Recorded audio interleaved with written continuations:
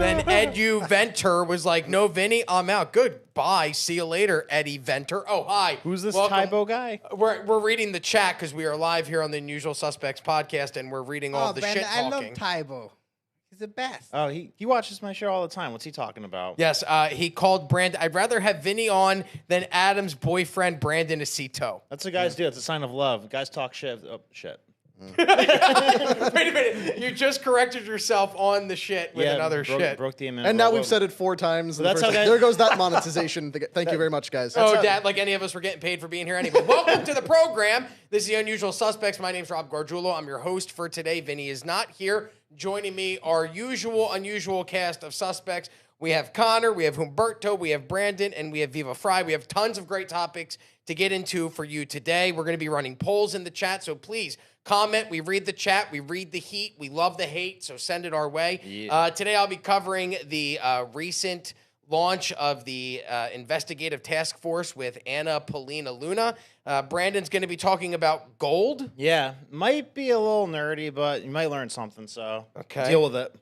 Connor's going to be talking about egg prices and the bird flu. Is that correct? Yeah, there is an undeclared, underreported pandemic that is apparently making eggs way more expensive, and we will be discussing whether it's actually Trump's fault. Wonderful. Can't wait to have a forced medical procedure for that pandemic as well. Yeah. Viva Fry, you are covering today pardons? Trump's righteous pardons, although I will say I didn't know that Vinny wasn't going to be here, so I'm out of here, people. Yeah. Bada bing, bada boom. Yeah, Trump is, in his 1 month, proving to be the best president in the history of the United States of America. Well, the good news is you're from Canada, you're Canadian, so whether you want to be here or not, Tom Homan is going to remove you eventually.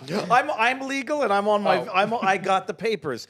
But that just buys you a couple months. Once they take over Canada as the 51st state, I will be a proud citizen of these United States of America. That's right. Well, and eventually Canada will be the 51st state anyway, so you won't. None of that will even matter. You'll be an American citizen even though you live in Canada. I'm not sure that Trump even wants to take over all of Canada, just a few select provinces, and then all Canadians would have to do is move to those provinces if they want to stay, if they want to join America or stay in Ontario if you want to be Canadian. And finally, Humberto today. Humberto, you're going to be covering, it just says Asteroid. I'm going to be celebrating the Asteroid because it's time. Just wrap it up. We did everything. It's over.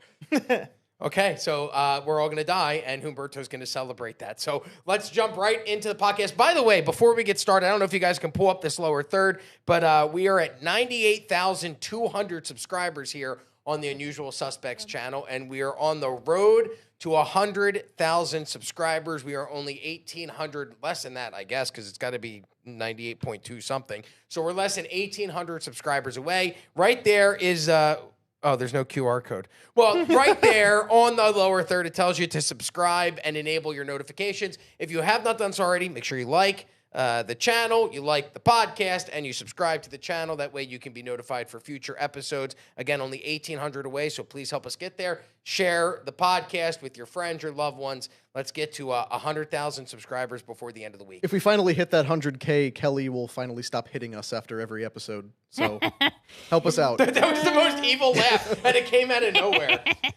All right, let's jump right into it. This came out yesterday. The new task force to declassify government secrets was announced, and it was announced by none other than Paulina Luna. Now, if you don't know who that is, can we pull up this video? We're just going to show you a video, and this is... Whoa. Yes, this is Paulina Luna, and according to, who is it? Steve O.C. in the chat, I am Robbie Pervstein. Well, you're welcome, because this pervert's going to give you a minute of deliciousness. Take a look. This is a congresswoman. Paulina Luna, also mom, by the way, so now MILF. Wow. And this is an old video. This is from August of this year, but just take a look at, in case you don't know who she is, just...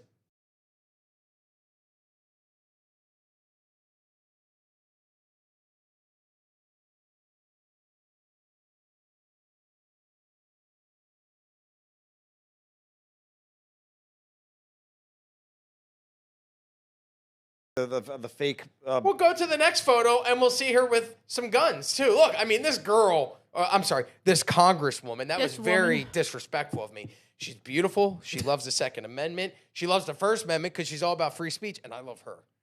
We can just look at photos for the next hour and a half of Anna Paulina Luna. It's And almost that'll too be the much. show. It's almost too much. Like you could take over the country looking like that. Hottest person in Congress today. Yeah. Is it Anna Paulina? Okay, Well, if they're hottest different- politician today. Is it Anna Paulina? Is it Nancy Mace? Is it Lauren Boebert? Well, they're different categories. Marjorie Taylor Greene? They're different categories. Like Oh, she, wait, like wait. those are the MILF category. This is the obviously much younger than Why that. are you leaving out Susie Wiles? She's my favorite. She's Oh, like he- 70. Yeah, he's disgusting. He has Oh, I a, he love has a that gilf woman. fetish. What do you mean a guilt fetish? You just say you like Susie Wiles more than Paulina she's Luna. the most on point. I'm sorry. Let's be careful with that word fetish. I said pregnant women are pretty 2 weeks ago, and everybody started saying I have a pregnancy fetish. Humberto was just saying that he wants to bed with Susie Wiles. No, That's I don't- 170. What else would you call that? I don't want to bet her. I want to have a tender relationship. Okay, but do you go around looking at nanas at Publix and go, "Oh, I want to have a relationship with that," or is it only Susie It's just her, Wiles? Martha We're Stewart, 5 minutes in and we've derailed. powerful women. I'm not getting you know? involved in this. I'm just shutting up until the next thing comes up. But hold on. Who is the woman congressman who did the video where she shot a dummy in the head, talking about bringing back the death penalty? Got Oh, I don't know if she was a congressperson or she was running for Congress. She was running for like Was that, Missouri. Valentina Gomez. Okay, Yeah. Valentina Gomez. So that's it. That's who I she's the thought one that who- person was. She did not win that boy. election, but certainly posted a lot of videos. I don't know why I feel weird. Like when a woman posts a video wearing it, that's a one-piece, relatively modest bathing suit. You post it on the internet. I don't know why it's so crazy. Like it's not like a man wearing a Speedo, but like what else? You're gonna supposed to wear like a two-piece flappy bathing suit that covers up all of your body parts, like Only yeah, all I have to bikinis say from is You're talking point about this on. lady? yeah. Well, she's just leaning into it. They'll take a race car shoot or something. It's such an Oh my opposite of because you gosh. remember Nancy Pelosi. Do you guys remember? Now listen, Nancy Pelosi's got some hangers on her. She's got Yeah. some, she's well endowed Oh, yeah. in the breast area, Fake. but she's also 1,000 years old. Back in the day, though, You would Nancy Pelosi back in the day. out of hatred. Maybe. Out of hatred. All right. Well, this is Anna Paulina Luna. Yesterday, they announced that she is the head of the Task Force for Declassification. This is super interesting because it's not just JFK. We're going to get into it, but they also talk about the MLK files, COVID-19 origins, and 9/11. And it's not just that they're going to release this information, but they're actually going to have hearings on these investigations, including hearings in which some of the doctors who were present during the operating or in the operating room on November 22nd of 1963, right? That's the date. Yes. Yep. Doctors that were present in the operating room the day that JFK was shot and taken to Parkland Hospital, they are going to have those people come in and testify on behalf of the release of these files. Let's quickly go to the first video. This is Anna Paulina Luna. We can skip, Kelly, to about 34 seconds in. It's the video to, yep, there it is. And this is her speaking yesterday, talking about some of the initiatives of the task force to declassify information, right about the 34-second mark. That's good. We go there. She looks so classy there. Yeah, would you watch more of these if she was in the bikini? Yes. I'd watch all 7 hours of the hearings. All right, here's Anna Paulina Luna talking about the task force to declassify.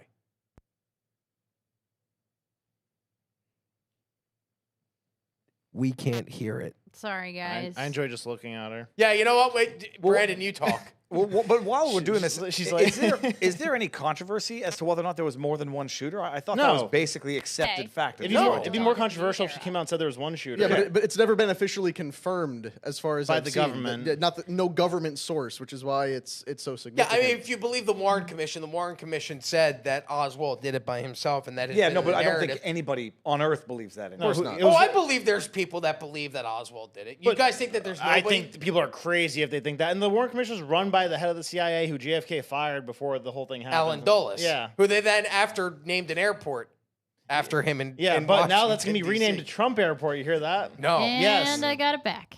Nice. All right, let's play this video of the very beautiful and very intelligent. That's what's the most And important part. Floridian. Yep. Yep, Anna Paulina Luna.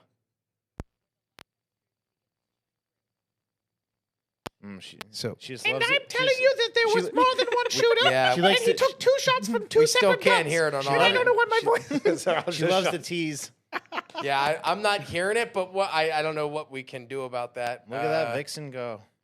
Well, give us the gist of what she said. What's she saying? I got to be honest. I haven't watched the video yet. I watched it the same way you guys are watching it now. Well, okay, Humberto, read the tweet. While You're we do closest. this, my understanding, by the way, from this is that I don't know why they need a task force when they're going to declassify. The documents are going to be released. My understanding is that the difficulty in parsing through these thousands of pages is that they're PDF scanned, very difficult to read.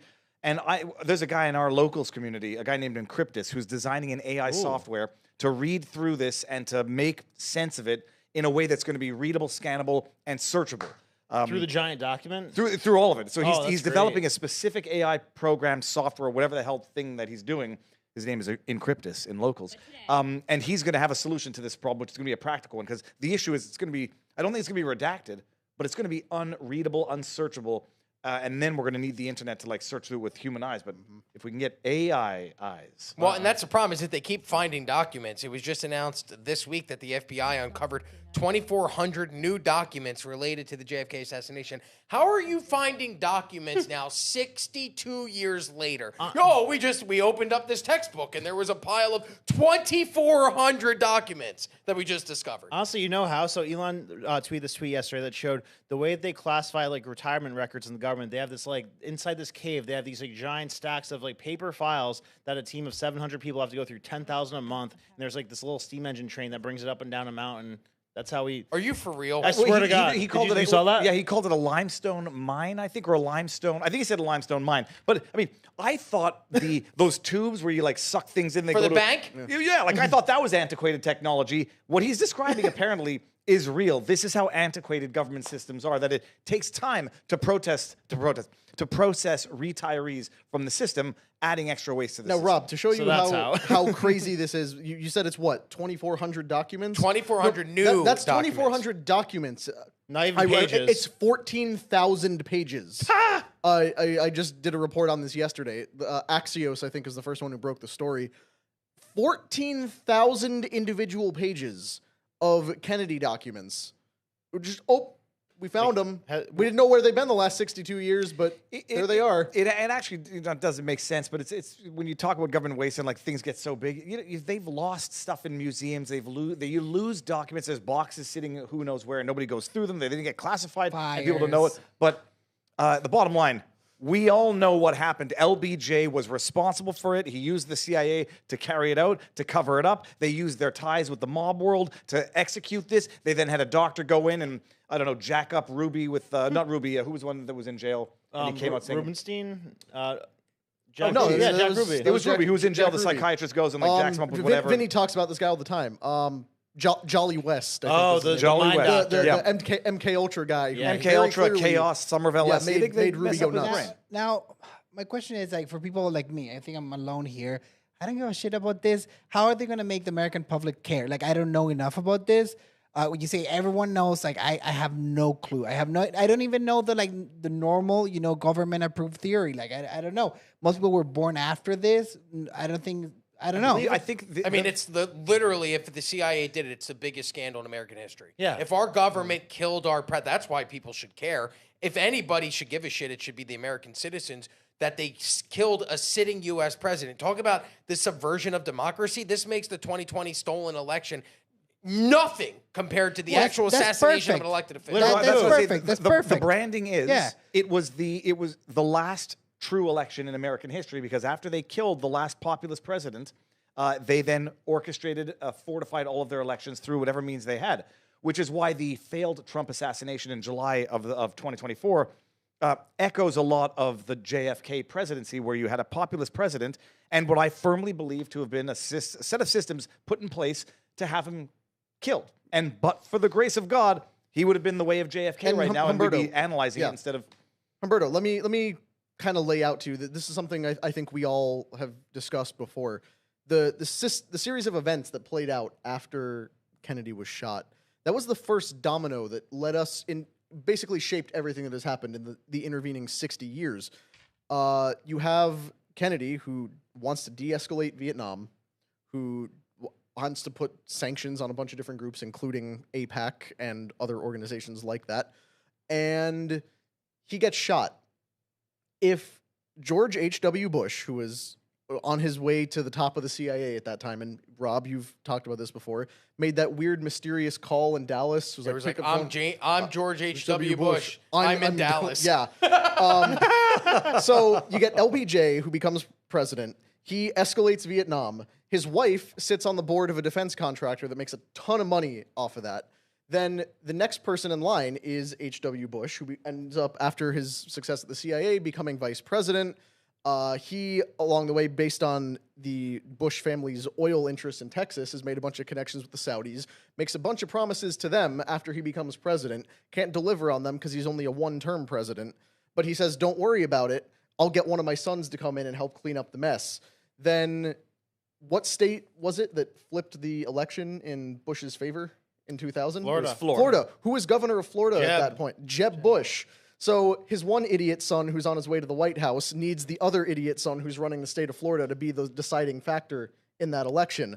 So suddenly Bush is in office. He's unpopular. 9/11 happens that we now know, or at least very strongly suspect, the Saudis were heavily involved in. Well, I mean, 15 of the 19 hijackers happen to be from Saudi Arabia, and we also flew, members of the royal family out of America when every flight was grounded. We also flew out members of Osama bin Laden's family, which is entirely weird in and of itself. Could you imagine someone goes and kills someone you're close to, and then your relatives are like, let's get that guy safely out of here? Who does that? If it's the government, I could imagine it, but Yeah. if it's anybody else, I couldn't imagine it. Exactly. So then George W. Bush is pushing us into Afghanistan, gets us into Iraq under what we now know to essentially be false pretenses. And the dominoes continue to fall from there. And we're still dealing with the ramifications of that. So the reason this matters, the reason we need to know about what's in these documents, even though everyone who could be held accountable for it is now dead, the organizations and the systems that were created in the wake of this are still very much controlling our day-to-day lives. And that's why we need to know. Because if this lets us peel back the layers of cover-up and collusion between these people and find out, the CIA killed the president, you could realistically dismantle much of our intelligence apparatus because of that. Well, and even though they're dead, shouldn't we, for the rest, anybody that may be implicated in the assassination have long passed, shouldn't it be their legacy that the truth is exposed, and that is what they're known for? Not Alan Dulles, the head of the CIA. It's Alan Dulles, the guy who killed John F. Kennedy. Right. And no, it's not a conspiracy theory. No, I don't wear a tinfoil hat to believe it. No, the actual government files that they released through this, the Task Force for Declassification, that they actually show, the government admits that they did it as well. Yeah, 100%. And then it's not even just JFK, it's transparency across the board, because it's also COVID-19, the origins of it, as well as, like you mentioned, 9/11. I think we have the video working, so let's try and play Paulina Luna. This is from the press conference yesterday where they announced the formation of the task force. The biggest information problems that we've had with UAPs is the amount of stonewalling, stovepiping, and also it seems that there is this push to gaslight the American people into looking at the evidence and then not fully believing it. I think for us, if we're writing the budget, for example, into the Pentagon, if we're writing the budget overall for whatever programs might be out there, why is it that members of Congress who are given a top secret security clearance are being denied access? That's not a free and true government. And so for us, especially being that we have now a Secretary of State who's actually open to declassification and Marco Rubio, we're hoping to present that information and at least acknowledge it from a government perspective that we are not alone, but also let's see what the evidence is. Now, Trump he's waging war on the deep state and on the government as it existed as of the time of JFK's assassination up until the failed assassination on Trump. He's going to reveal it all, and people are going to understand, like in that the show House of Cards, it's Kevin Spacey banging on the table. The government makes the terror, and we've been living through this for the last 3 decades. 4 decades, 6 decades. Probably hasn't even been like a legit actual terrorist attack in the whole history of America. From what I could recall, it's always been our government at the root of it. I often wonder, because I read a lot about the Oklahoma City bombing and reports from the Ryder Truck Center where Timothy McVeigh rented the truck. The guy that owned that I forget what the truck was. It wasn't U-Haul. It was whatever the yellow box truck company is. That wasn't Ryder. It was Ryder. The guy that owned the Ryder building that Timothy McVeigh came and rented the truck from said that Timothy McVeigh came in with another man when he went and rented it. When people saw them fleeing the scene of the Alfred Murray building,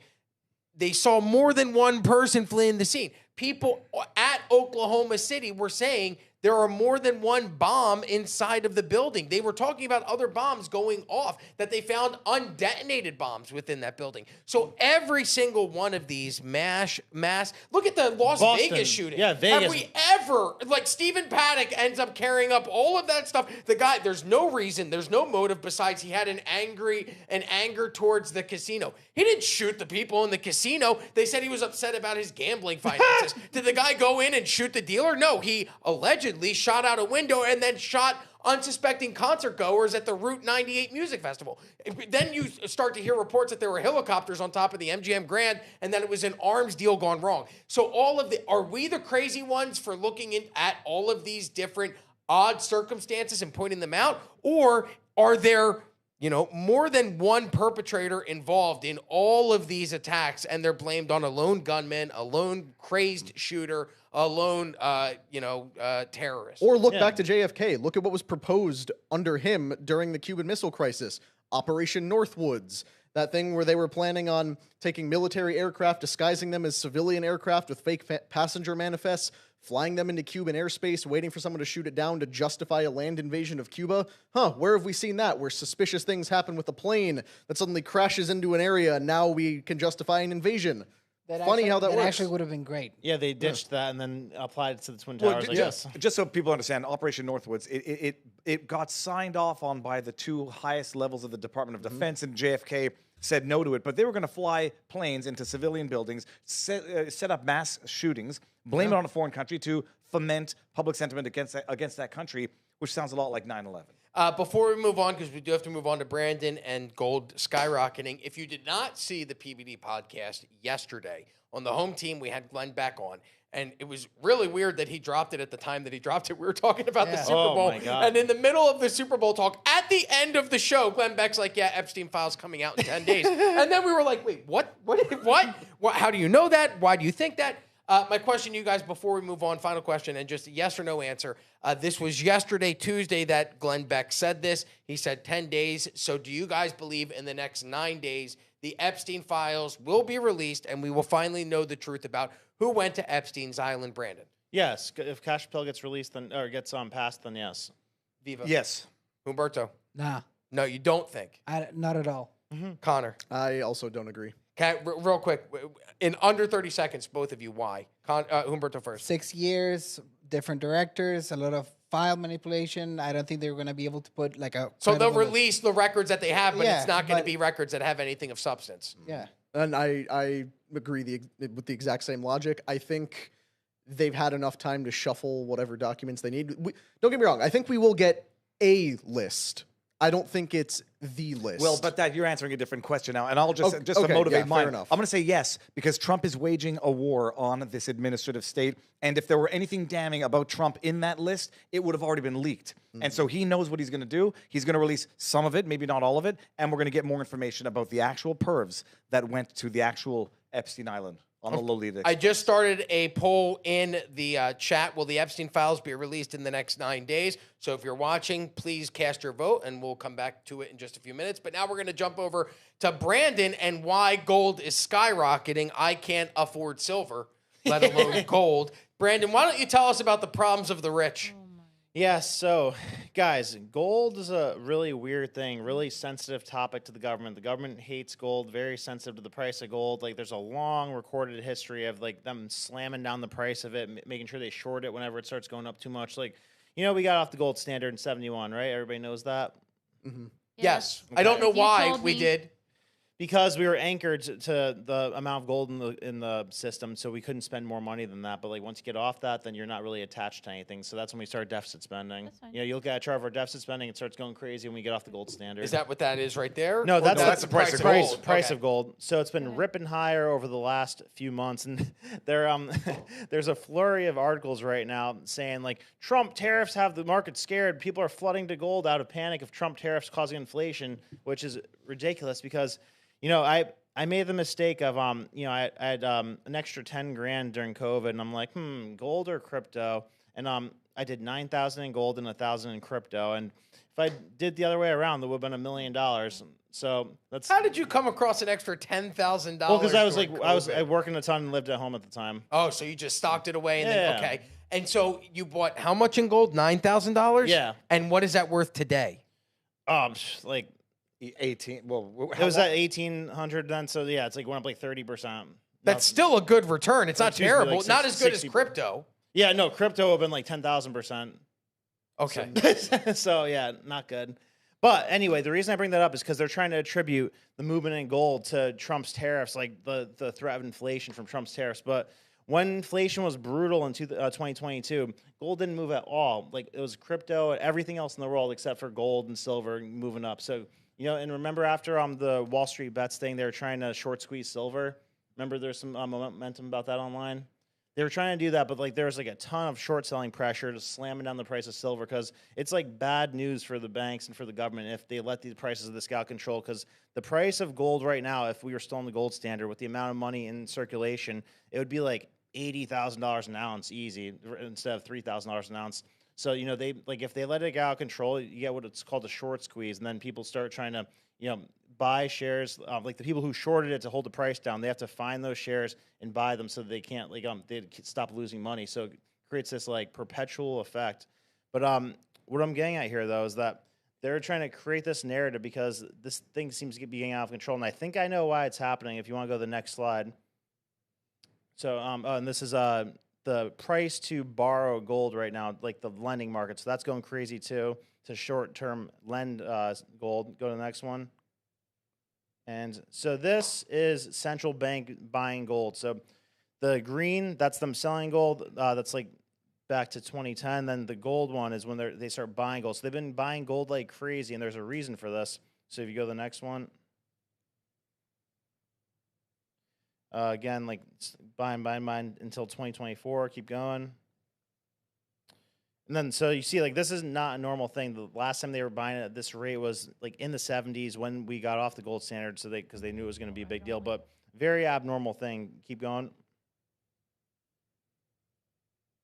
So there's this thing called the Basel III Endgame, which is requiring banks to have, like, a certain amount of, like, Tier 1 capital. And this thing made gold classified as a Tier 1 capital requirement. So before this, it was only U.S. Treasuries that were Tier 1 assets, right? Does that make sense? If anybody has any questions, by the way, jump in. Oh, I've got so many, but Yeah. it'll derail the No, entire. no, We're no. gonna have to start at short selling. No, no, If I exactly. start asking questions. 'Cause I mean, if that's where you guys are at, then I have to backtrack. No. Keep going. The rest of the guys are on board. I don't- The well, one I- slow Look, person in the room I'm is going to not. predict to the end. This has to do with the fear of the collapse of fiat currency. Does it not? No. So I mean, like people have always felt that way, but the dollar is really strong right now. Like not in terms of inflation, but there's this thing called the DXY, which is like the strength of the dollar versus other currencies. So that is going up right now because our rates are higher than everybody else's. And when that's happening, it pushes the price of everything down. So gold shouldn't be going up right now, but it is because one, the banks are buying it, they're stockpiling it. But two, there seems to be like a short squeeze going on right now with gold. And I think the reason that this is happening is maybe because they're not slamming it down with shorts right now because they're trying to blame this on Trump. Because I predict that there's going to be some kind of chaotic economic event because they want to sabotage what he's doing. They who? They who? Yeah. Like the people that don't like what Trump's doing. But who? Come on. What do you mean? Sorry, I had to make Well, that they joke. own the gold, so I'm kidding. Go ahead. No, but you're right. But no. No, they like- own the banks. The banks no, own no. the gold. But they own the gold that's in the banks that they own. I'm being serious. Who's so- they? All right, so get this. So I have this long-standing theory that I think that very creepy people own the majority of the U.S. debt, like the people behind the Federal Reserve. That it traces back to the Rothschilds. I'm sure they're not the only one, but I looked up who owns the U.S. debt the other day. Who would you guys owns the most U.S. debt? Would you say China, Japan? I would say something? China. I say Japan. So international owners are only 20% of U.S. debt holders. So who the heck is holding Domestic, 80% is domestic, and like 29% of that is Federal Reserve. But the biggest category of it is other, just as other, What do you mean other? like anonymous. Who are they? Exactly, and like that's who. Like that's like the biggest money in the Hold on, world. that doesn't include. I'm gonna grok it. That doesn't. Yeah. The other does not include retail investors like. No, yeah, it's like the it's like common private folk. investors. Because like retail is a classification on there on this thing I was looking at. Japan is the largest foreign holder, with holding probably 1.1 trillion. Okay. Yeah. However, when considering all holders, the U.S. government itself, through various intergovernmental holdings like Social Security, federal retirement funds, is the biggest holder of U.S. debt, with domestic institutions and the Federal Reserve also holding significant amounts. That's interesting. Mm-hmm. Yeah, the Fed owns like 27%. All right, so you're saying anonymous group of like evil, creepy dudes, quoting you, Like the people who is letting the price of gold get out of control so they can sabotage Trump's presidency. because it destabilizes everything. Like if gold prices get too high, it's really bad news for the system. Because then people try to like if they flood to it and it screws everything up. Screw what up? The whole monetary system, it like delegitimizes the currency. Because if gold goes up, Wouldn't be their best interest to keep the monetary system going? not if Trump is like on the hot trail of exposing everything they're doing. Can they fix it afterwards? I mean, they could fix they could fix it for themselves to make it, I guess, like better than it is. Like, what's worse, having some chaos or getting completely exposed for everything you've ever done? And it's pretty easy to clean things up when you own all the gold, as we have established. Yeah. So yeah, I mean, it makes perfect sense that there's this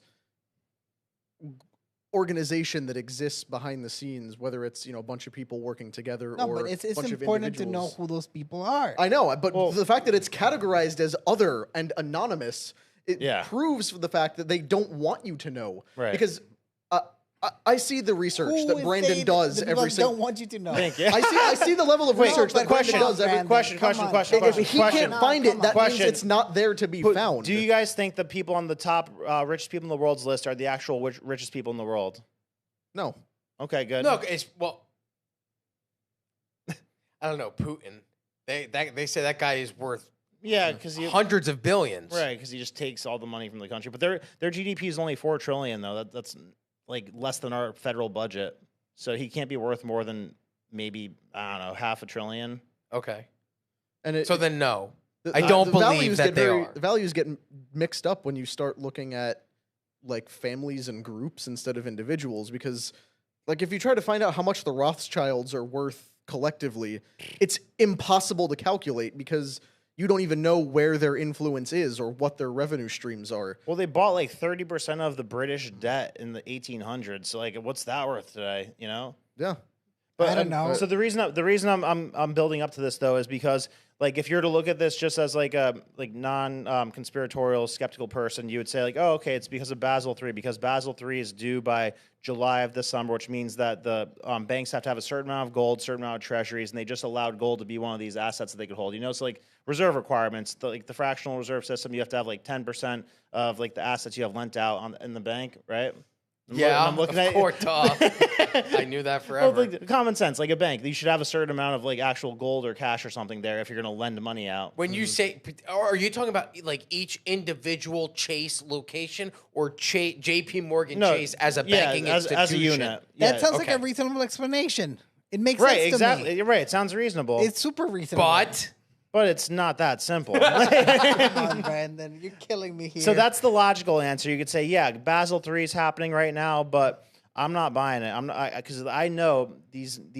Yeah, we're past statements. I know these fuckers don't want the gold price to be getting out of control because, like, What were these fuckers? I need to date them for the the ones first who have been time. destroying the value of our currency. Like gold Is it should Sicilian gold should be pizza like $80. bakers? Is it, I gold don't should know, be like like $80,000 right now. If people could name names on this, Humberto, don't you think we would be sitting here having a discussion about person A, B, and C are the ones responsible? Nobody knows. That is the point that we're trying to communicate. Is So that our debt is owned by people we all cannot identify. kill ourselves working 10 hours a day to accumulate a fictional number in our bank accounts to be able to barely afford a house and barely afford food And out of all of us, we don't know who's controlling this. Because we're their debt slaves.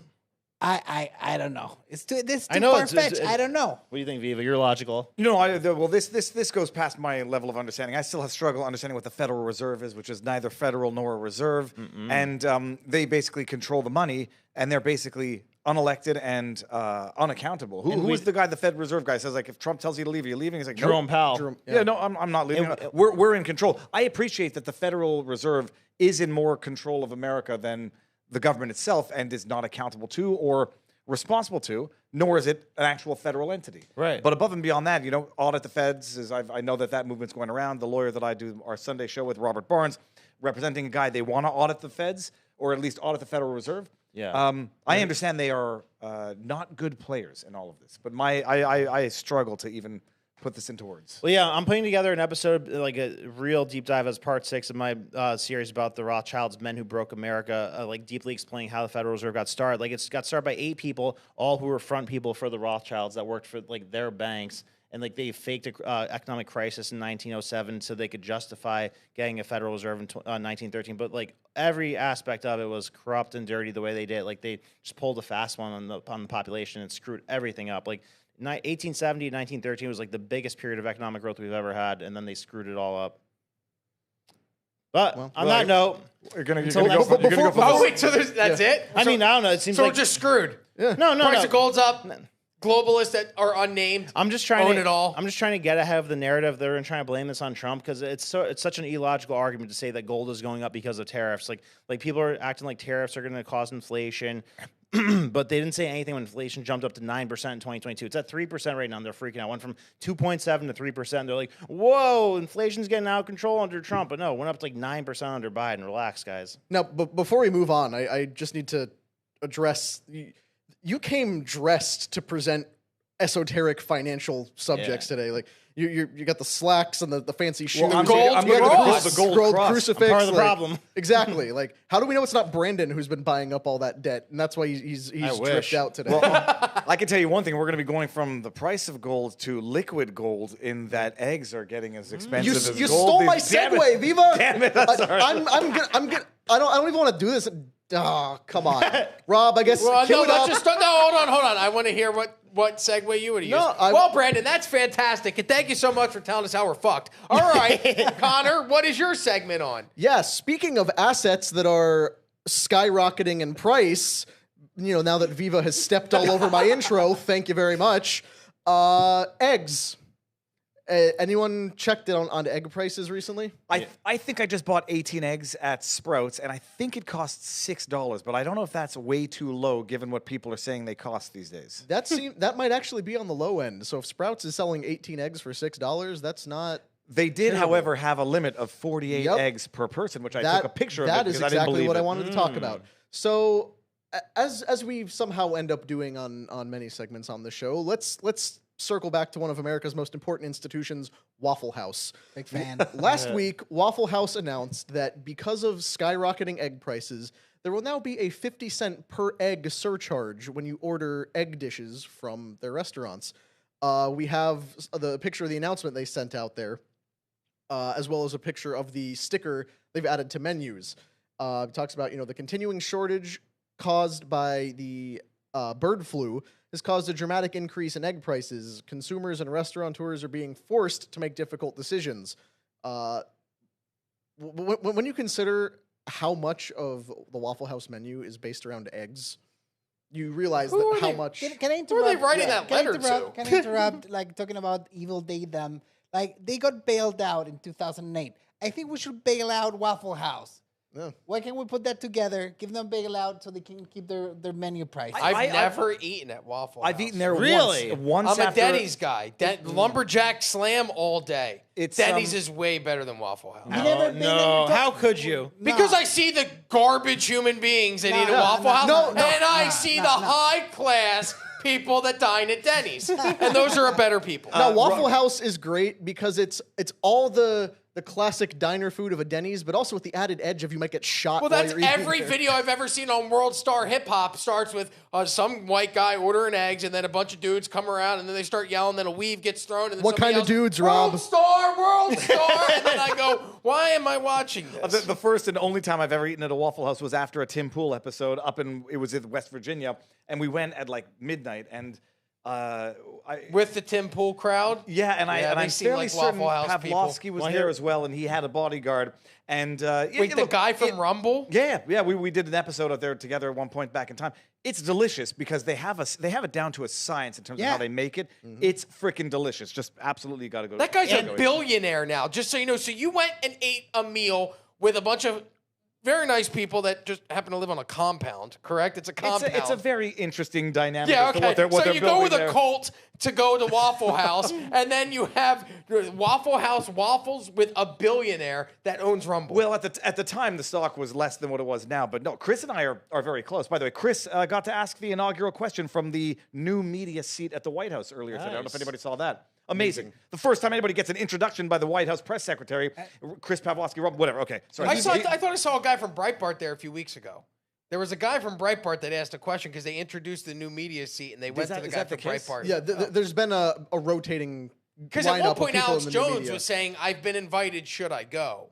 Oh, that'd Well, be great. I've applied. I want to go, but we've hijacked Sorry, the yes. conversation Yeah. here. Let's go back to the eggs. By the way, eggs, the important thing, like, in a time of crisis, you hide gold up your butt. And in this time of crisis, the eggs come out of a chicken butt. But all right, that could have been the second segue. There you go. But yes, here is, according to eggprices.org, which checks prices every 12 hours to give you the average, the current average price for a dozen large grade A eggs, $7.43. What are they normally? Significantly lower than that. Oh, I could see it by Yeah. the chart, but like, what? Yeah. I got to be honest. I haven't grocery shopped in 20 years. Really? $2.50 for a dozen Yeah, eggs normally? I have a wife, and she doesn't even grocery shop now. Poor Guatemalans. Well, go to the actually, store and do it check for Not us. for long. Here. I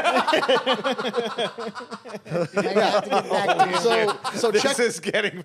My wife shops at home, and she's not even doing that because the Guatemalans are doing it. I wasn't mad about it. I was just stating every person that's shown up from Can we bring back the Uber graph Eats. for the price of eggs? By the Yeah, way? so go back to the graph. Because if I real want to quick. overlay that one with the price of gold, I swear to you, it would be a perfect trace line. You're right. But if you look at this chart here, it breaks it down by state. The Hawaiians are screwed because eggs there are $9.73 for a dozen. Oh, eggs. green is the highest? Red is the highest. Okay. Florida is number 2. We're beating Oh, California. you were looking at Alaska and thought Alaska was Hawaii. I had a... That's so great. You're so smart. But then you looked and you thought Alaska was Hawaii. Yeah, because it's farther over that way, but okay. Nah. Sorry. But- It doesn't make Whoopsie. sense. Why would they not be able to supply their own eggs on the island of Hawaii? Like, they got chickens out there. They're wild chickens out there. I don't know, man. But I know, I don't know what the Hawaiians got going on. But on the subject of wild birds, we have to address why this is happening because Trump, obviously. yeah, and if you checked the media headlines, they're saying it's Trump. Yes. They covered for Bidenflation for like 2.5 years. Well, they told us the saying- economy was Yeah. good. The economy is good. food and- price Egg hikes. price hike. the new record high for eggs prior to the $7.43 it hit just this last January. In December, under Biden still, it climbed up to like $4.15, and everyone was freaking out saying that was ridiculous. But economists are saying it'll actually continue to get higher. And now, after denying that Biden had anything to do with it, they're quick to say, "Oh, Trump is causing all these problems. Trump is destroying the economy and making eggs more expensive." And if you remember on the campaign trail, Trump made lowering egg costs a major campaign talking point. So this is proving to be something of a politically fraught subject for them, because if egg prices go higher than $7.43, they're kind of looking at a rough time. But let's figure out why this is happening. Did you guys know that there has technically been an undeclared pandemic raging Yes. since 2022? It's avian flu. Yeah. It was first detected in Europe in 2022, moved over here. It's infected birds. It's infected cattle. There was a big cat sanctuary that had to put down a bunch of tigers and cheetahs and stuff. Well, we because, talked yeah, about the the ostriches. Yeah, the in Canada. ostriches. I'm in going to get back. Yeah. Yep. And that's why I'm glad you were on, because I think you actually have an update on the ostrich situation. Well, no, you keep going, because this is a manufactured crisis. Yes. Because they're slaughtering birds and slaughtering chickens under the pretext of the Exactly. H5N1. One case in Canada of H5N1 in a human who didn't get it from chickens, and we'll get to the ostriches. Yeah, since 2022, they have slaughtered 145 million birds, which I don't even know how you do that. Like we were talking about a couple weeks ago about the difficulty of slaughtering 400 ostriches. How do you kill a million of anything, let alone 145 million? These are mostly egg-laying hens, but also other kinds of chickens used for meat, turkeys, ducks, geese. They are, and I say they, Humberto, it is the globalists, sons of bitches, are trying to create mass starvation, and they're trying to reduce the world's population. They're implementing policy which is designed to create man-made famine, much like the Russians did during the Holodomor of the 30s. And they will successfully cause tens of millions, if not hundreds of millions of people to starve to death, except it's going to be in certain parts of the world, the disenfranchised parts of the world. And so these globalist POSs are, in fact, racist, genocidal maniacs to boot. Sorry. I didn't mean Of to- course. No, don't apologize. It's a discussion-based show. Viva, please chime in. I'm sorry, I forget don't, I don't know if you know how we do things Glo- around here. but- globalist is too wide. Like, how about if I declare myself a globalist right now? Am I part of the club? Did you get invited to Davos? I maybe. I don't Well, know. if you did, then you're a globalist. Well, I If know you a guy didn't, that got invited to Davos. He didn't go, but does that make him a globalist if you get invited? globalist adjacent. But no, we know who the globalists are. You're talking about the World Health Organization, the WEF affiliated organisms. Basically, a lot of the big entities take in USAID funds. I mean, these are the globalist institutions that have policy that they're trying to implement and cloak it in. It's just for your own protection. It's the same ones responsible for locking us down during COVID and the last pandemic. Everybody remembers, or at least I hope everybody remembers, that as the COVID pandemic was winding down, they were starting to run experiments on how to prepare for the next pandemic. They called it Disease X. And they were doing all these exercises of like, what's the disease going to be? What is our response? And one of the things they were looking at was apparently avian flu. Funnily enough, there's an avian flu outbreak right after that.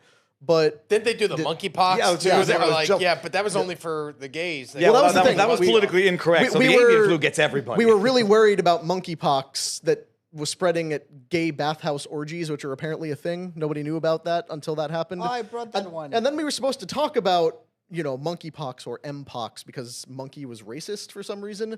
But No, it was actually the stigma of Yeah. it affecting a certain demographic. Yes. So they went with mpox. But as soon as these cases that are primarily found only in gay bathhouse orgies started popping up in children and dogs, we stopped talking about monkeypox altogether, and that was the last time anybody heard about it. So, I mean, clearly that one wasn't the disease X they were looking for. But they are very clearly doing this behind the scenes because they're not trying to have another COVID lockdown. But the new method of social control, I would argue, is destroying the food supply.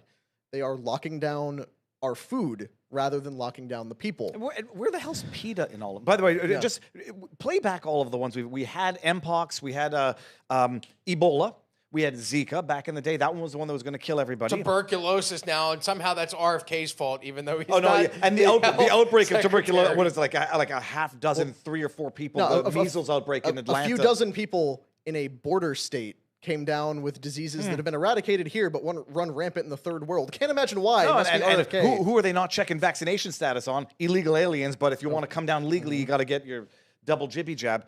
No, they are absolutely. Remember when Bill Gates said, "Well, with the interruption of the supply chains, as many as 300 million people might starve to death. That's going to give us I mean, they know exactly what they're doing. You get your European farmers, or at least the government, trying to force the farmers to kill their cattle to save methane gases. You got Justin Trudeau talking about taxing cow farts up in Canada.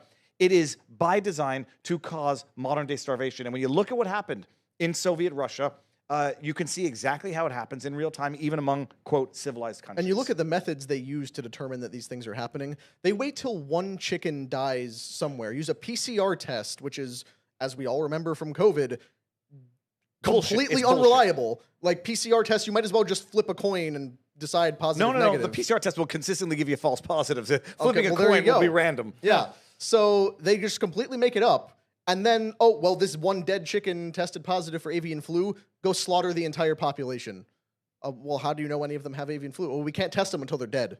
The scary Real thing- convenient. Scary thing is too that Biden didn't make that decision. Just like the thing that Speaker Johnson talked about. So I mean, yeah, there's some creep in there that told them to do this, but I think it's higher than Bill Gates. It's higher than Soros. Like I think that those guys ultimately work for people that we don't know about. Like I said before. Is that the they? Yeah. And the who? Yep. Man, it's killing me. But just to bring, if I may, an update in the Canadian situation, because they had this CFIA, the Canadian Food Inspection Agency, goes to visit the ostrich farm and says, oh, a bunch of your ostriches died, and we test them. We test 2 of them. PCR, anal, and mouth swabs in a dead ostrich. Oh, tested positive. Slaughter all of your 400 plus ostriches. They went to court, got an injunction. Why are they swabbing their anus? For fun. There's so many jokes. But by the way, Canadians are weird. If you all want to get freaked out, go watch a video of an ostrich laying an egg. It'll blow your freaking mind. They got an injunction. pass. No thanks. No, Yeah. dude, you'll do it. You're going to go down the ostrich I will egg do it. rabbit I hole. will do it. I'm sorry. They got in a court order enjoining the order, so they don't have to slaughter the ostriches. Federal government says, no. The courts don't have jurisdiction over us. The judge exceeded his jurisdiction by issuing the injunction to restrain the slaughter of the ostriches, and they're pushing for it. Ostriches, which were not intended for human consumption, are basically quarantined in any event. They're trying to trigger a mass starvation event, and the West won't be the one to suffer from it, because we'll be able to afford and whatever. It'll be developing nations that are going to suffer the most. The thing I recommend for the ostrich farmers is, okay, you want to kill them? Open the gate. they'll come- Open the gate and let them out and make it somebody else's problem. No, then the problem, those things will go around just killing. It'll be like Really? 28. No, ostriches are Or vicious. When I lived in dangerous Ohio, animals. there was a guy that owned a farm. He owned a zoo in his backyard, and that was legal. I don't know if anybody remembers I this do- story. this was 2010 or 11. The guy I think he killed himself, and he opened up the pens to all of the animals and killed himself. And like we were on the radio at the time, and there were all kinds of zoo animals walking around the strip. People were like, remember "Watch out for tigers!" And I'm like, all right, we have to move on. But great segment. Is that it? Are we good Yeah, on the I mean, eggs? that's pretty much the point. I did have one final thing Go ahead. to show here. The joke of the day. Oh, the bird flu. Yeah, they tend to do that. Oh, because they fly. Bing, bada, boom. All right, we have to move on quickly Got before those we dad do. jokes locked and loaded. I do. Before we move on, the chat would like to know, Brandon, could you recommend the store that you purchased that outfit at? Who are you wearing? Back here? Dude, I have no idea. You actually remember? It says Express. There you go. Slim fit. Express Slim Fit. I That's not asked a because store. Kevin Coleman said Brandon's mom bought him new clothes for his birthday, LOL. And I was trying to see if you can remember the store, and if not, did your mom buy that? Christmas. I want to say this non-judgmentally. I used to wear bell bottoms. I don't understand the modern trend of tapered pants like that. But you got you mean big tapered? muscles in your legs, man. Yeah, no, there's riding up. Brandon, you need to step up your socks game. Yeah, they're mismatching. Okay, let's move on. Episode All right, next, is just... next we have to go to not Humberto. We have to go to Viva. Viva is going to talk about the best president ever. You know and what? That's Donald Trump. I probably could have assume. gone with a better title than that, but I said what I was feeling at the time.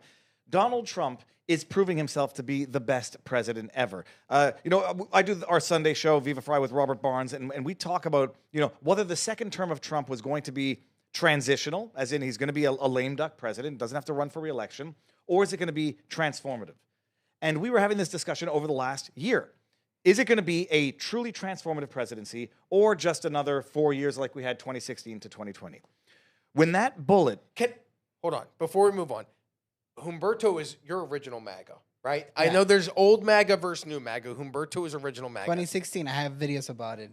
Was 2016 to 2015. 2015. Was 2016 to 2020 as lackluster? Because I wasn't paying attention to politics then. I started during COVID. Was it as lackluster as Viva says it was? He had no idea what he was doing. So it was just a wasn't- guy not in his. It wasn't lackluster. It was that he had no idea what he was doing. He was trusting the wrong people, Yeah. and he was tied down with Russiagate collusion hoax nonsense for 3 years. Trump he was came shackled. he came in with the wrong people too. That's part of why he's having so many victories now. Is that he came in with all the right people behind him. But if you remember, in 2016, the Republicans controlled the House and the Senate, and there was also openings on the Supreme Court. Like I believe the congressional majority was close to being able to amend the Constitution if they wanted. Trump spent the first 2 years until those midterm elections fighting with the Republicans all the Republicans, it was like, the old school Ted Cruz who was not on board with Trump. The old school Michael Rubio. Yeah. Paul Ryan was Speaker of the House. Does anyone remember when that was a thing? I remember when often his forget that. weightlifting photos. Remember that? Yeah. He was, I can curl dumbbells. He was Speaker of the House, and it was all, the never Trump Republicans controlled Congress, and MAGA was like this fringe movement, even for the right. Nobody wanted to touch it yet. Trump was alone. He was fighting the entire government. Then, as soon as the midterms happened, suddenly the Democrats were in power, and everybody was like, "Yeah, let's rally behind Trump." Too late. As opposed to our favorite booker Tony, who loves manifesting, Trump took part in my favorite activity that is festering. It's just sitting there going, "I fucking hate these guys. They're a bunch of cucks, and I want to get this done." And he was like boiling on his own shit for 4 years, and that's the best thing that ever happened. So quickly, before we get back into it, is it better that he lost or 100%. had 2020 taken 1,000%. from him? He needed those 4 years. If he had won, Mike Pence would have still been vice president, and that Bill Barr still would have been attorney I'm general. gonna run a course in power of festering. No, but I'll attenuate that a little bit. It wasn't just the 4 years of having it had the election fortified from him, stolen. It was what they then did in that 4 years, the incremental escalation of the lawfare, the warfare, and then trying to kill him, trying to blow his head off on live television. It was when that bullet missed that a switch flipped in Trump. Picked J.D. Vance the next day, allied with RFK Jr. A couple of days later. And that is when you knew he was going to be truly transformational and take the war to the deep state uni party remorselessly. They tried to kill him. There's no more games now. They tried to lock him up. They tried to bankrupt him, and that didn't work. They tried to blow his head off. So he comes in now with a vendetta, with a vengeance, and with more support than he's ever had in his life, and has been thus far the truly most transformational president ever. It's only been 1 month. It's been 1 month. Comes in, pardons all the Jan Sixers. Comes in, pardons Ross Ulbricht. He came in, and now, we know of everything he's done in the last month, but the most amazing thing is, and I say, like, if you want to know he leaves hints when he drafts things or when he has things drafted. It's not by accident that he does anything, despite what people think.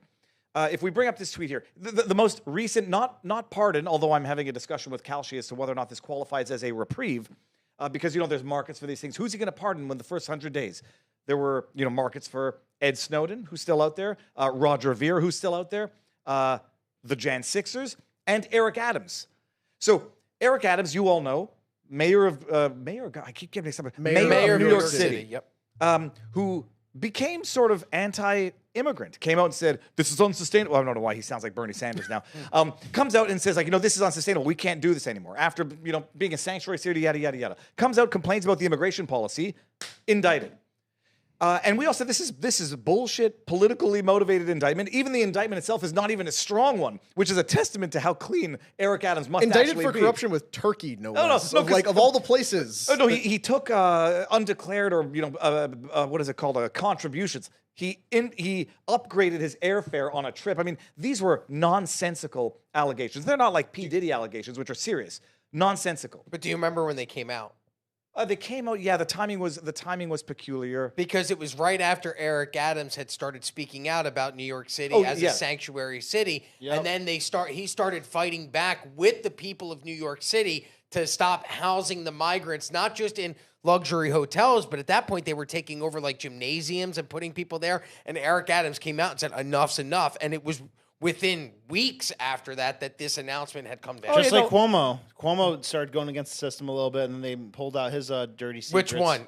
The one that was governor, Andrew. Yeah. Anybody? Okay, never mind. When they decide they're public enemy number one. He's looking at something. Do you guys remember when Andrew Cuomo had the weird nipple rings? Did Yes. I make that up in my head, or I was he just a hairy Italian, or were there nipple rings? No, they were definitely. He said it was a hairy Italian, but unless the hairy Italians only grow stuff right there. But can I be honest? I have that. I have curly Nipple nipple rings? hair. No, he had metal bars. It was metal bars. You could almost they were not rings. They were studs. I just clicked on it. How have we not asked Chris Cuomo that? He's yet? into some That is kinky- the number one question on my he's mind. into kinky. now. I honestly, I feel like wanna Chris has gotten in enough trouble for talking about his brother on air. He'll never. Oh do it my again. God.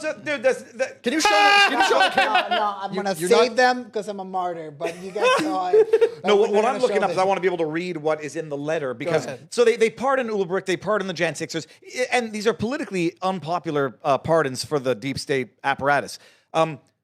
Eric Adams, this politically motivated persecution, which is like the charges were so lame to begin with.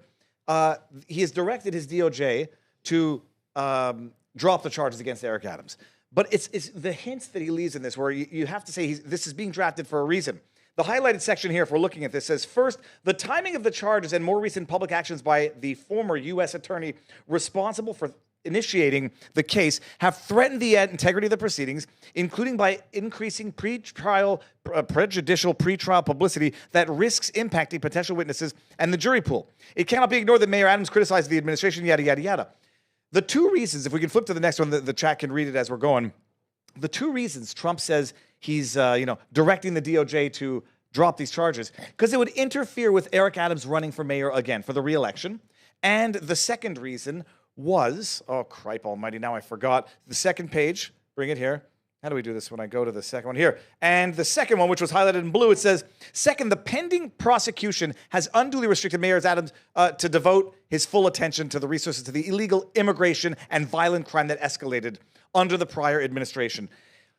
When he pardons someone or when he directs the charges to be dropped, it's still for self-serving reasons in a non-Machiavellian but truly intelligent way.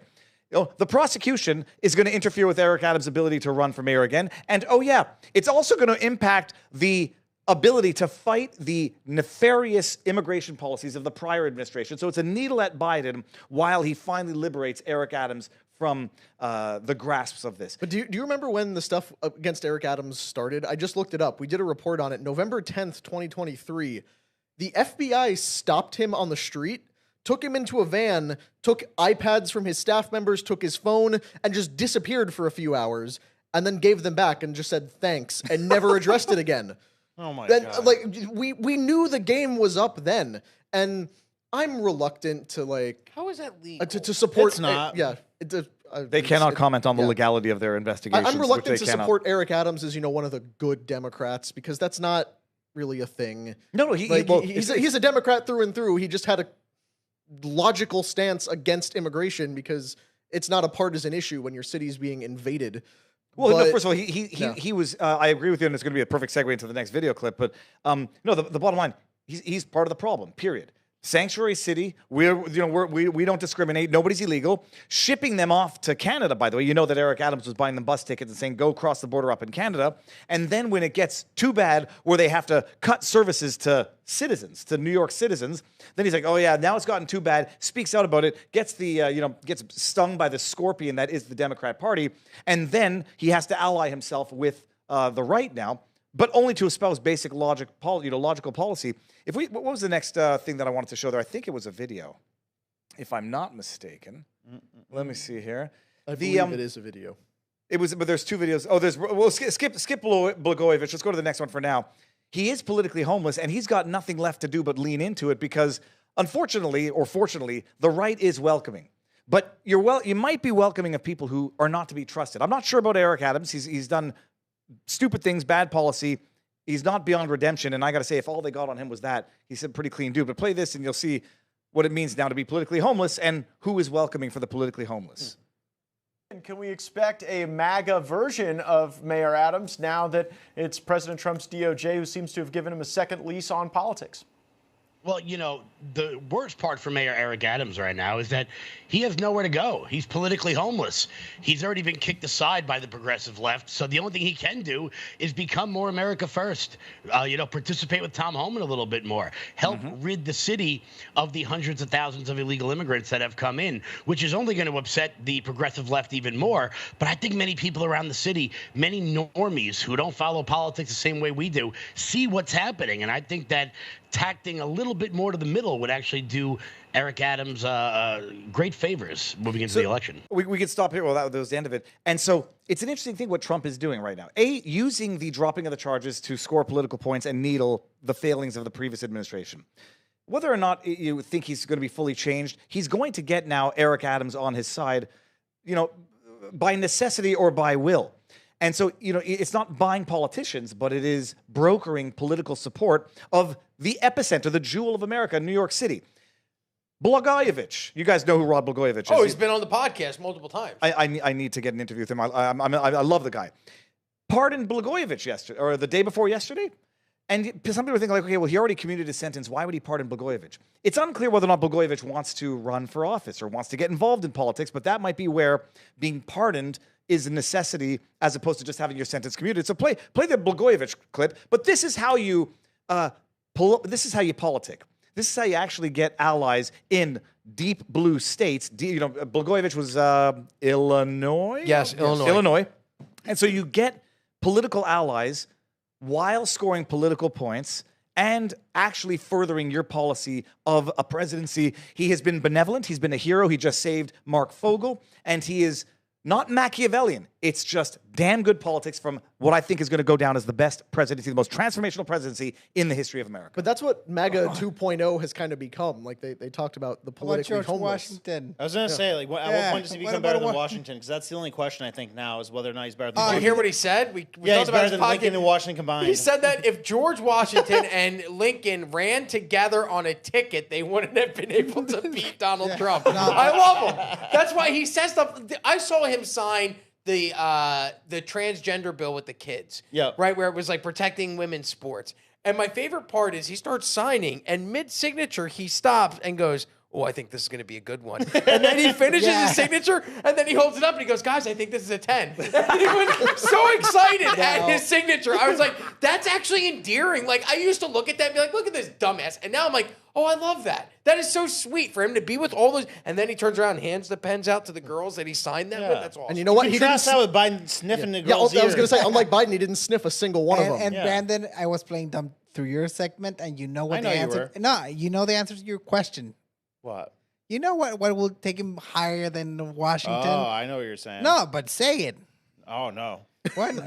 You're gonna say it right. Does it have to do with a penalty under Well, law ending the for Fed? Yeah. Oh, okay. 100%. Yeah, yeah. What did you think that he thought you would say? You know. Okay. All right. That is the other thing that would put him above I don't know. Washington. What the hell? Is it sex or is it violence? Just tell me which one it is. Both. For whoever freed the country from the tiny hat mafia would you're going earn a there? spot on Mount Rushmore. You weren't going there? Who are the tiny hats? Ah, no, come on. I have you'll figure The it out. Amish. Let's move on to the next. I have nothing topic. to do with this. Nothing to do with this. Yes. Next up, quickly, before we do go to Humberto, we played a clip of Matt Gaetz. Whatever happened with the Matt Gaetz? What a He's move. on OAN now. Like he has his own show. No, not that No, the part. investigation. Yeah, like they didn't it was do it. very odd about that because there was this weird thing where like Republican Congress people were adopting young Latin boys because it wasn't Mike Johnson also has like an adopted and I remember Matt Gaetz one day was talking about his adopted Cuban son Nestor, and then we never talked about Nestor again.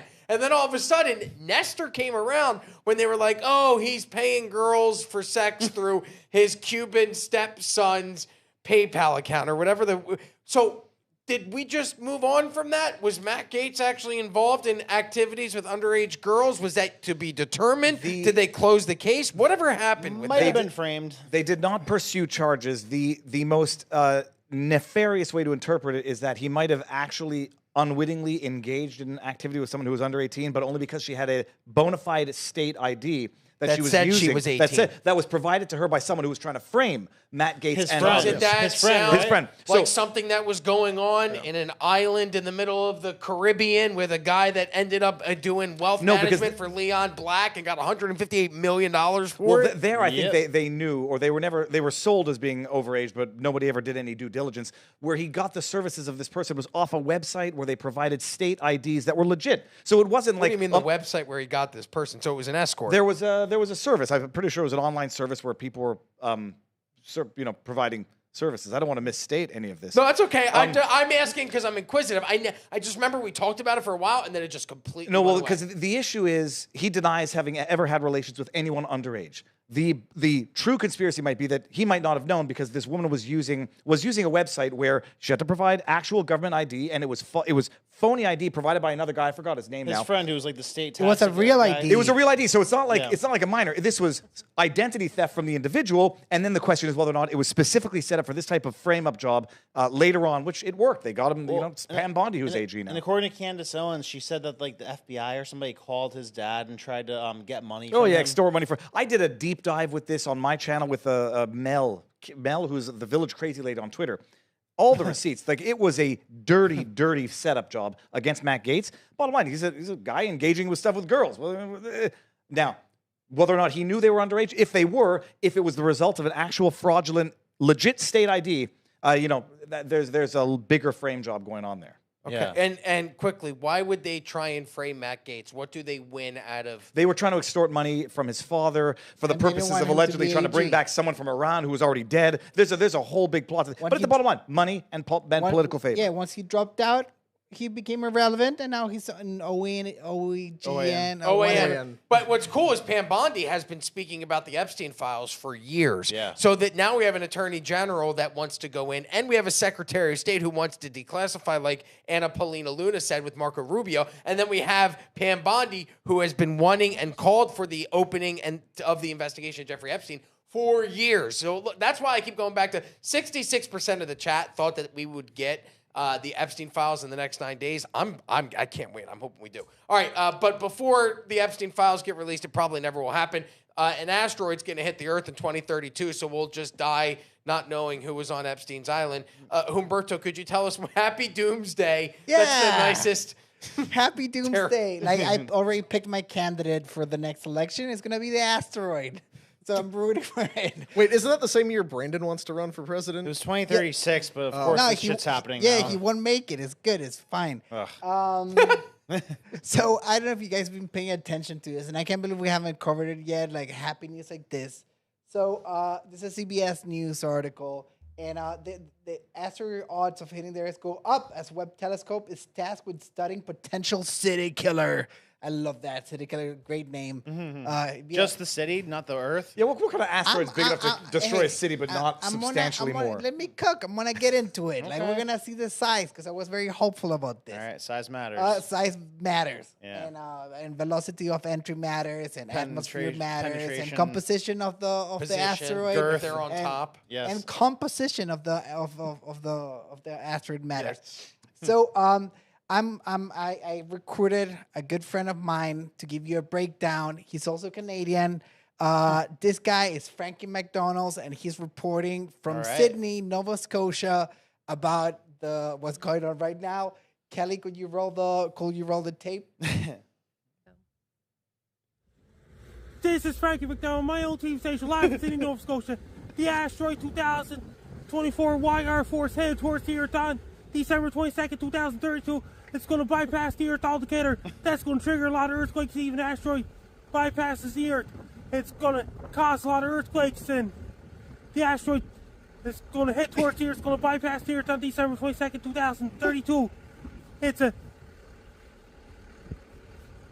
asteroid. I don't want to laugh Sorry. at that. Telescope ready. What, It's a clear sky that night because like the a Rick and asteroid This is is not the outside. first time he's done this. No, Frankie Oh, no. McDonald. He does these weather updates all the time. He does weather updates, lunar updates, asteroid updates. I love this guy. He's making it big. He's on tour, Rob. He's known for being the most handsome man in Canada. He is the most handsome man in Canada because Viva is here. Why, thank you. So That was anyhow, you were asking about size, and Kelly. She was laughing at me being the most handsome man in Canada. Out of everything we said, she laughs at that. All right. So just to put size into Viva, you're awesome. Oh, stop it. Don't worry. just to put size into perspective, all right, the smallest dot is the Swazalisi meteoroid that impacted Earth. That's around 5 to 10 meters. I don't know what meters are, but that's big. 1.7 miles or something. That's like 10 to 30 freedom feet right there, people. And wait, I actually have it For us, here on my kilometers. notes. If you had told me that I could have brought my meteorite from home, I got one from Campo del Cielo, like a big 5-kilogram chunk, which is beautiful. Well, anyhow, the meteor we're talking about is the size of a Boeing 747, but the Boeing 777 is made from very lightweight materials like aluminum, and it's mostly empty. It's a very heavy what? Aluminium. Aluminum. Okay. And you're saying the meteorite is mostly empty. No. The plane is mostly empty, made of like high tech materials. Yes. And it's super light. So wait, on this chart, I'm just to make sure I'm reading it correctly. The black circle is the size of the asteroid. African American The circle. gray is the size of the impact crater. No, wait, No. no. The impact rate will be exponentially bigger than it'd be that. What is like the gray? What is the gray on that? I didn't make the chart. Did you know. read it? I would Yeah, have I did assumed you read know it. what it was. No, because I would have thought that maybe it's like an iron core and it's ice on the outside or If something. it's the size of a plane, why don't we just have a Black Hawk helicopter but- crash but into listen, it and like then in it'll- space, Yes. the what? plane- In outer See space. the movie Asteroid? You can't do that. Okay, first you gotta we're land talking on about it. something that's made can of like nuke it. really angry rock particles, and I'm being scientifical here. All right. in space, no one can know you're a DEI hire. So it's pretty freaking big. Just to put in she said. come on. Boing. We just So- now refuse to let you finish So this segment. at the lower range, because that's just a circumference, at the lower range, it'd be the size of an Olympic swimming pool at 130 feet. On the bigger side of size, because they can't really tell the size, because they need to analyze how it's passing and how much light is reflecting. Is it a stony, icy, or metallic meteorite? They say it's very reflective. Good question. Yeah. This guy is doing his homework. Definitely has a telescope. It's most I likely. do actually. Celestron 2000, by the way, it's in the garage. It's most likely a metallic. That's going to be a heavy ass It's meteorite. a then. very heavy meteoroid, and the chances of it hitting the Earth, they're going up consistently. We started at 1%, then went to 1.5%, and now we're getting closer to 2.4%, meaning that there's 1 in 49 chance of the thing actually hitting the Earth. Talking about charts that I didn't make, the next one is a really good one that it shows, and it's animated. Like this next, Nice. the budget here is going. Show up. us the impact. All right, so- oh, there's a streak of them coming. No. All those are possible paths Oh. that they projected. They did the math. Oh, it's only hitting Central Africa. No big deal. I'm gonna get Well, into if it hits the water though before it gets there, then it's No, a big deal for I think people like us. Brandon thinks that's Alaska, by the way. And so. there is a slight chance that it might hit the moon, and that will be a bigger disaster than anything else. Yeah. All right. Why? Because the moon is much lower and controls basic functions of the Earth, Everything. like So it tides, knocks the moon out of its. orbit. Okay. And then that would knock us out of our that'd be orbit. like that'd probably be the worst case scenario, because that will put everything out of whack. Although that is one of the primary functions of the moon. look, It's the- actually there. It intercepts asteroids. The very worst thing would frequently. be if it impacted it deeply into Uranus, but I'm sorry, I've been waiting on that one. So I'm done. from That's that what the movie graph, Deep this Impact is was about. basically the line of places that could impact. It allegedly, if it impacts, inland, not in the ocean, it could hit Ecuador, Venezuela, Colombia, India, Pakistan, Sudan, Ethiopia, or Bangladesh. Would it be inappropriate to ask?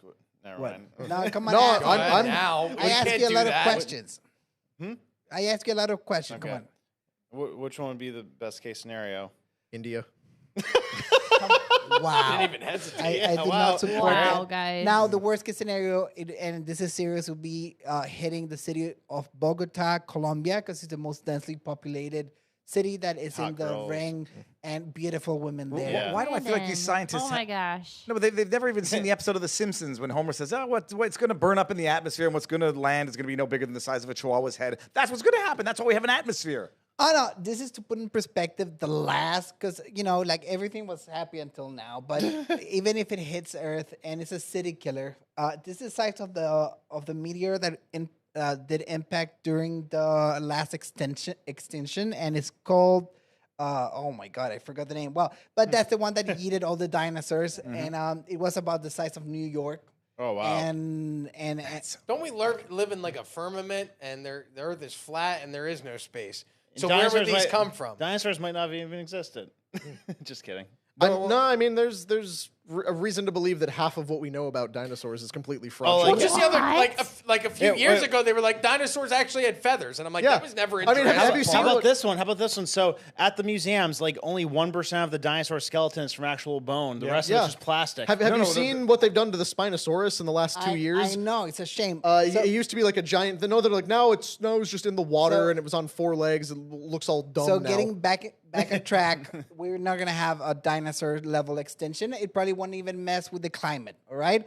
And now I brought some really good reasons why we should have extinction level matter impacting the Earth. The first one is tipping at Subway. All right. This tipping thing is out of control. Matter of fact, they're limiting my ability to make a better sandwich with that glass thing they put in the middle. I need to stand right next to the guy that's making the sandwich, and I have the glass thing in between, and then he will make a worse sandwich, and I have to tip him. All right? Not everything should be tipped.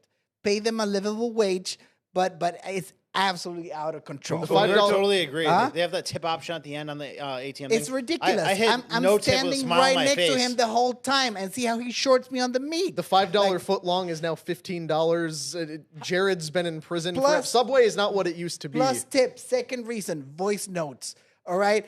They are the worst. All right? They Hey have Siri, send Way to Humberto a text. Way to call out Vinny. No, they have the old okay, phone calls. They're you have a certain time. Like phone calls take time, but you can interrupt, all right? Text messages, you can read faster, slower, you can stop at any time. Voice note, they combine the two worst things from phone calls, that it takes a certain time to listen to it, even if you 2x it and you can't interrupt, all right?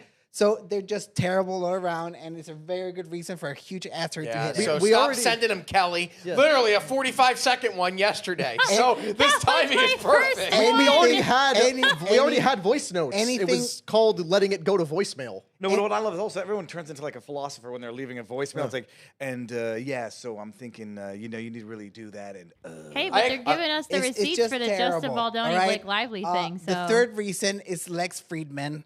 And then let's go to the next slide. You believe Lex Friedman is worthy of an extinction level event? 100%. 100%. And the worst thing is coming out of Norway is fermented herring. Like, they don't ship that, by the way. Like I was. Oh no, it's the fermented Why would shark. they- It smells so bad that they will not ship it internationally. it's called surrenstorming, and it's fermenting Baltic herring. And they also have the shark version. And it's so smelly that in their tradition, they need to eat it outside. Because if not, the house will be stink up forever. And that's typical Norwegian behavior. So, a good wrap for my my segment that was compelling and rich. Do they ship fermented herring? I know that when I was buying durian, I remember them not ship. Oh, fermented herring known as surströmming can be shipped. Various online retailers, specialty stores offer shipping of the sweetest delicacy. When I is love- your birthday? I'm gonna buy you a can. May? It's coming up, May 23rd. Actually. All right, I'm gonna buy you I, a can. I used to be into like Gemini? Gemini. Yes, I am. me too. Oh, well, then we get along well in life. And Pagans. the other one there, Sagittarii. This is. I'm Sagittarius. Sagittarius. Oh, see, we get along very well. As well. Sagittarius. That's don't know what what he said. I Sagittarius don't What's know. next week? You guys are funny. Yeah, but if you, I'll take some of that. Like I used to be into eating trying the nastiest stuff on earth. Durian was right up there. Like I'll invite you for meatloaf night at my house. That shit tastes like a boot, Caitlin. You got to get better at it. Is that the end of the segment? Yeah, it is. Then I would like to ask a question. Guys, if you knew that an asteroid was heading towards Earth and we only had 48 hours to live, 24 hours to live, what's your final meal? What do you do? What is the final thing that you're eating before the asteroid hits the Earth and we all die in a fiery, awful, horrific death? the Viva irony, Fry. in tribute to our flesh burning with the asteroid, I'd have a barbecue and a martini, but that's pretty much what I do every night anyhow. Barbecue and a martini. Brandon, protein powder. Probably some Mexican food or something like a So you can crap yourself on the way out. Good. burrito and some margs. And so, what, margaritas? Yeah, Wow, I never, for you? yeah.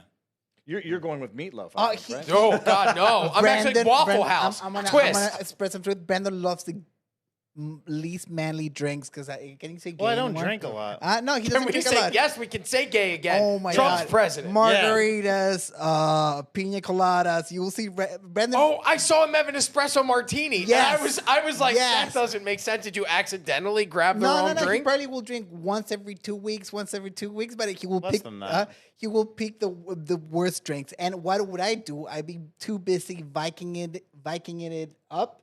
Vicodin. What's Yeah. the point? So You're you'd be doing eating pills. you're doing Vicodin I as will a do- meteorite I will- hits. I will have Viking behavior. Like Oh. I'll be too busy bathing in the blood of my enemies, pillaging villages. What would be the point of that? You have 24 hours left. Oh, I have, Honestly, I have a given the number of long- places you've traveled, you couldn't even get to half of your enemies in the 24 I would hours. burn a village. That's what I would do. Okay, wow. Connor, what would just so you know, I wasn't thinking about it, but then when you said that you wanted to eat pills, that'd probably be what I would take Vicodin. Yeah. And then I'd sit at the beach and enjoy. Connor, what would be your final meal if an asteroid was heading towards the Earth? 32-ounce porterhouse and an old-fashioned.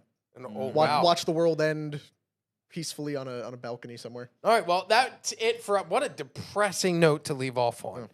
I Oh, was wait, hoping we Kelly- could leave off on a bet. Wait, does Brandon, Kelly can you have do all that some weird push-ups stuff for or us? something to make the audience I not do. bummed? Push-ups? I do have stuff, Oh. but I think Brandon's got a heart out. So I do have a heart out, but Hard Better on. than Yo, hard all on, right, I let's- suppose. what doesn't have a heart out is planet Earth because Trump's taking us right in the back on the right course of history. Back on Trump track. will deflect By the way, asteroids back into space. Do you know what's going to happen? And I'll predict it. If this meteorite gets actually reasonably close, the technology is going to be to create a magnetic force somewhere using another planet to draw the meteorite away from it because metal meteorites are magnetic, or at least they can be attracted by metal. So they're going to like convert Pluto or Uranus into a magnetic attractant to pull the meteorite away Who from do you Earth. think would be the person that leads the technology? Elon Musk. And you know what the right left there. would say? Look at Elon Musk trying to harness the power of another planet. Well, he must think he's the owner of the Why are you universe. so hopeful?